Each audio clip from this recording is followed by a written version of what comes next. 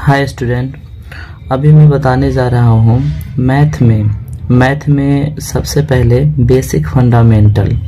ठीक है, क्योंकि अगर आप बेसिक फंडामेंटल अगर नहीं जानते हैं तो मैथ बनाने में बहुत प्रॉब्लम हो जाएगा। तो मेरा ये जो कॉपी है ये बहुत पुराना कॉपी है और मिला है, तो मैं चाहता हूँ कि आप लोग को थोड़ा सा ये जानकारी दे दूँ तो सही रहेगा। तो बेसिक फंडामेंटल, ठीक है। तो पहला आता है प्राकृतिक संख्या, ठीक है, क्योंकि प्राकृतिक संख्या ये जो छठा के क्लास में है, ठीक है। तो आप अगर 10वां में भी है तो ये नहीं सोचिएगा कि सर ये क्या बता रहे हैं प्राकृतिक संख्या, क्योंकि सब कुछ जानना पड़ता है, क्योंकि क्लास 10th में या आगे भी मैथ पढ़ने के लिए छोटी छोटी बातों को जानना पड़ता है। तो आज हम ऐसा करेंगे, अभी जो भी छोटी छोटी बातें हैं, ठीक है, उसको हम जानेंगे। तो प्राकृतिक संख्याएं, ठीक है, तो गिनती की संख्या को प्राकृतिक संख्या कहा जाता है, ठीक है।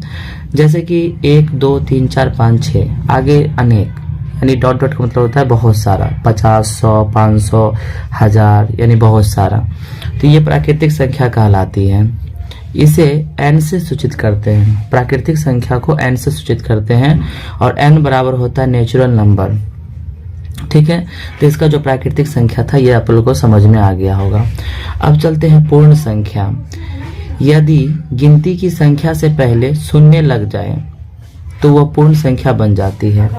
जैसे कि गिनती की संख्या 1 2 3 4 हुआ और इसके पहले अगर शून्य लग गया तो ये मेरा पूर्ण संख्या बन गया। इसे W से सूचित किया जाता है। W बराबर होता है होल नंबर।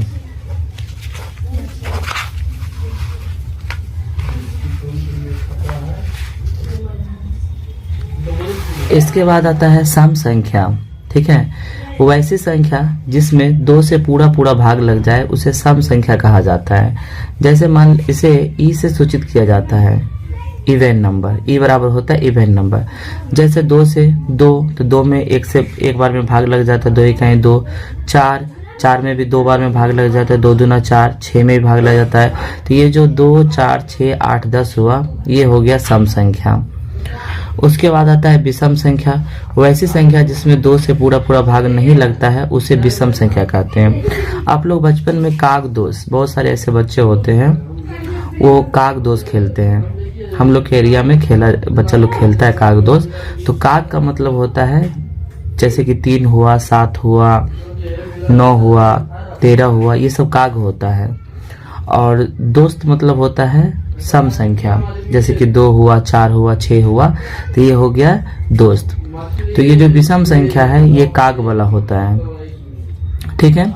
यानी इसमें क्या होंगे, 2 से पूरा भाग नहीं लगेंगे। यानी वैसी संख्या जिसमें 2 से पूरा भाग नहीं लगता है उसे विषम संख्या कहा जाता है।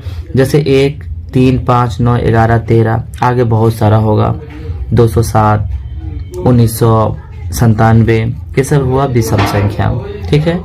अब इसके बाद आता है पूर्ण संख्या। वैसी संख्या पूर्ण अंक के रूप में हो उसे पूर्ण संख्या कहते हैं। यानी जो संख्या पूरा अंक के रूप में होता है उसे पूर्ण संख्या कहा जाता है।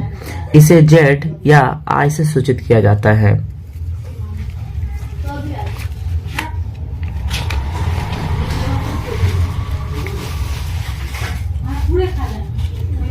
उसके बाद होता है पूर्णांक संख्या। ये जो पूर्णांक होते हैं ये 2 प्रकार के होते हैं।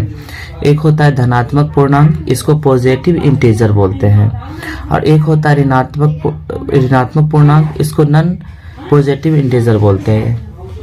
धनात्मक पूर्णांक वैसे पूर्णांक जिसके आगे धन चिन्ह लगा रहता है धनात्मक पूर्णांक कहलाता है।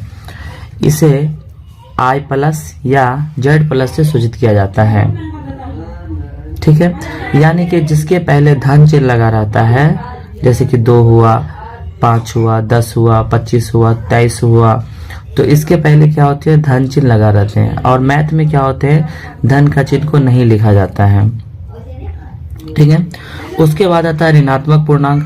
वैसा पूर्णांक जिसके आगे ऋण चिन्ह लगा रहता है उसे ऋणात्मक पूर्णांक कहा जाता है। जैसे Z माइनस या I माइनस, इसे सूचित किया जाता है। इसका एग्जाम्पल आप लोग को बता देते हैं।